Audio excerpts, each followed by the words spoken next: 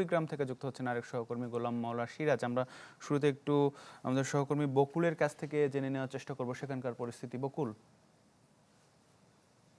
আতিক, লালমিয়াটা যেটা পরিমাপ আর 25 সেন্টিমিটার নিচে প্রবাহিত হচ্ছে, অর্থাৎ পানি কিন্তু নেমে গেছে। বন্যা পরিস্থিতি ছিল না যদিও বা, কিন্তু বন্যা পরিস্থিতি যথেষ্ট থেকে শুরু করে যে জায়গাগুলোতে আসলে কিছু পরিমাণ পানি উঠেছিল গতকালকে আমরা জানিয়েছিলাম, সেই পানিগুলো কিন্তু গতকালকে নেমে গেছে। এখন কিন্তু নেই। রয়েছে একদম বিশাল চর রয়েছে, এই চরটা কিন্তু বিশাল পরিমাণ পানি একটা গ্রহণ করে, যার কারণে উজান থেকে যে ঢলটা নেমে এসেছে সেটি কিন্তু এই বিস্তীর্ণ চরাঞ্চলে কিন্তু গ্রাস করে ফেলেছে। এবং যেহেতু এই অঞ্চলে গত 2-3 দিন ভারী বৃষ্টিপাত হয়নি, যার কারণে কিন্তু বন্যার যে প্রকোপ এবার সেটি কিন্তু দেখা যায়নি। তবে তিস্তাপাড়ের মানুষ সারাদিন, আমরা গতকালকেও ছিলাম, আজকেও আছি, তিস্তাপাড়ের মানুষজনের সাথে তারা কথা বলছিলাম, তারা যেমনটি বলছিলেন যে এই বন্যা, ভাঙ্গন, পানি ওঠানামা খেলাটা, এটি থেকে তারা স্থায়ীভাবে মুক্তি চায়, নিস্তার চায়। আমাদের মাননীয় প্রধানমন্ত্রী তারেক রহমান যেহেতু চায়না সফরে রয়েছেন এবং চায়নার সাথে এই তিস্তা নিয়ে বিভিন্ন সময় নানান আলোচনা চলছে, আন্দোলন চলছে, এবং চায়না কিন্তু এর আগে ফিজিবিলিটি স্টাডি করেছে তিস্তা মহাপরিকল্পনা নিয়ে, তাদের পরিকল্পনা আগ্রহের কথা জানিয়েছে। এবং আমাদের প্রধানমন্ত্রী প্রথম সফর যেহেতু মালয়েশিয়ার পর থেকে চায়না গিয়েছেন, এবং তিনি কিন্তু আমরা তথ্য পেয়েছি যে পানি সম্পদ মন্ত্রীকেও ডেকে নিয়েছেন, যার কারণে তিস্তা পারবাসী কিন্তু একটা আশা দিচ্ছে যে প্রধানমন্ত্রী হয়তো চায়না থেকে সেভাবে একটি তিস্তা নিয়ে খনন অথবা মহাপরিকল্পনা। জি বকুল, ধন্যবাদ।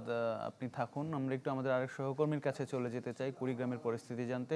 সিরাজ, আমরা শুনছিলাম লালমনিরহাটে পানি কিছুটা কমেছে, কুড়িগ্রামে কি অবস্থা দেখছেন?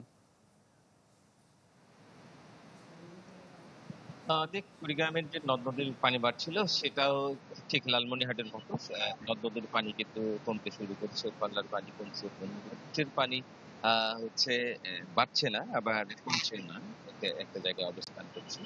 কিন্তু নীলকুমারের পানি প্রতিদিন 1 কেজি কমছে, তিস্তার পানি কমছে। সবকিছু মিলে এই পানি কমার ফলে এই অঞ্চলে যে বন্যার একটা সংখ্যা ছিল, সেই বন্যার যে সংখ্যাটা সেটি কিন্তু বলা যায় যে এখন পর্যন্ত একেবারে কেটে গেছে। যদিও পানি উন্নয়ন বোর্ডের তথ্য রয়েছে আগামী 24 ঘন্টা বা আগামী 72 ঘন্টা আবারও ভারী বৃষ্টি হতে পারে, বা উজানে যে ভারতের অংশ রয়েছে সে অঞ্চলেও ভারী বৃষ্টি হতে পারে।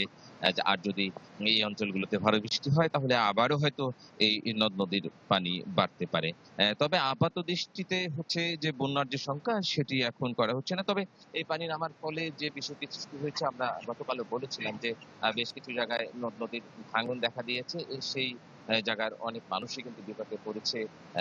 বাড়িঘর ভাঙছে, রাস্তাঘাট ভাঙছে, এমনকি আবাদি জমি ভাঙছে। সেই মানুষগুলোর কিন্তু কিছুটা দুর্ভোগ আমরা গতকালকে দেখেছি এবং আমরা দেখিয়েছিলাম। এর বাইরে এই যে কয়েকদিন যে পানিটা হলো, বিশেষ করে তিস্তার অববাহিকায় একেবারে যে নিচু এলাকাগুলো, সেখানকার বেশ কিছু পাট থেকে পানি উঠেছিল, বাদাম থেকে পানি উঠেছিল, সেগুলো নিয়ে আমরা কথা বলেছিলাম হচ্ছে কৃষি বিভাগের সঙ্গে। তারা যেটা বলছে যে যেসব বাদাম থেকে পানি নেমে গেছে দ্রুত সেই সব বাদাম তুলে সেগুলো শুকানোর ব্যবস্থা করতে বলছে। অন্যদিকে যে পাট এখনো কাটার উপযোগী হয়েছে সেই পাটগুলো কেটে ফেলতে বলেছে, না হলে এই পাটের শিকড় জ্বালাতে পারে, সেই জায়গাটায় পাটের কিছুটা ক্ষতি হতে পারে। তো আপাত দৃষ্টিতে যেহেতু বন্যার সংখ্যা নেই, সেহেতু নদী পাড়ের মানুষ।